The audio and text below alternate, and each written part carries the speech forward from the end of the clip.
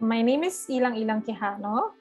I am based in Quezon City, Philippines. For the past 2 decades, I've been working with alternative media publications in the Philippines. I've been a multimedia producer, a documentary filmmaker. When I was a student in college, I worked for a student publication called the Manila Collegian. I was not really interested in social issues very much. I just like to write. But then my father, who is a toxicologist, he invited me to write about the issue of pesticide poisoning in a community in Mindanao, Philippines, where the villagers were being poisoned by pesticides that were being sprayed. I co-wrote it with my father, and it was my first published article in a national daily.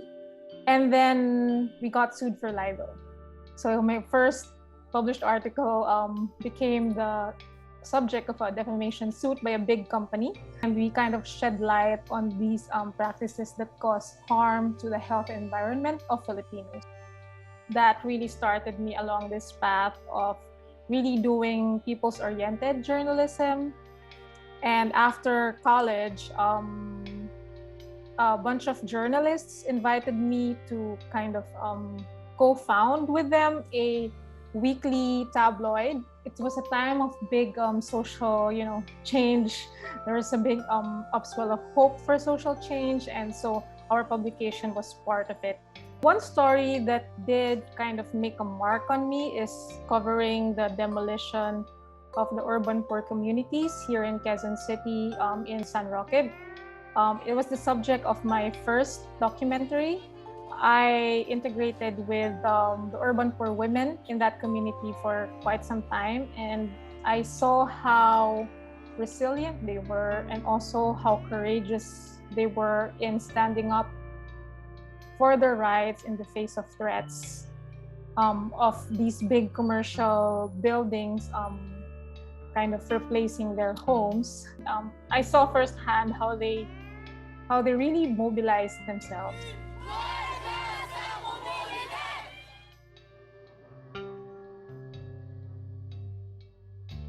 When you talk about covering governments or covering the bureaucracy, it's also a very male-dominated space. So I think that women journalists do have a difficult time. I think maintaining independence, actual independence or independence in mind and spirit is very important for a female journalist.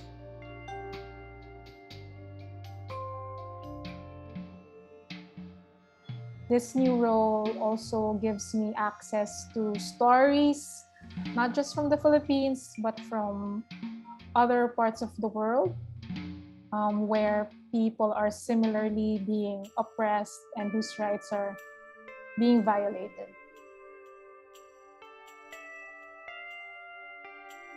What I appreciate the most about IAWRT is the connection that it makes among women journalists across the world. It's a very special connection.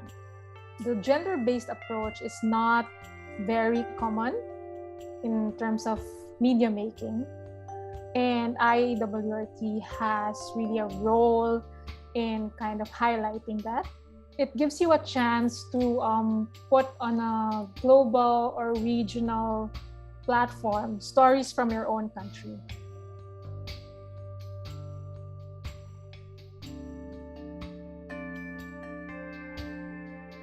Rina invited me to curate a women's program, Filipino Women Documentary Filmmakers Program for the Mumbai International Film Festival.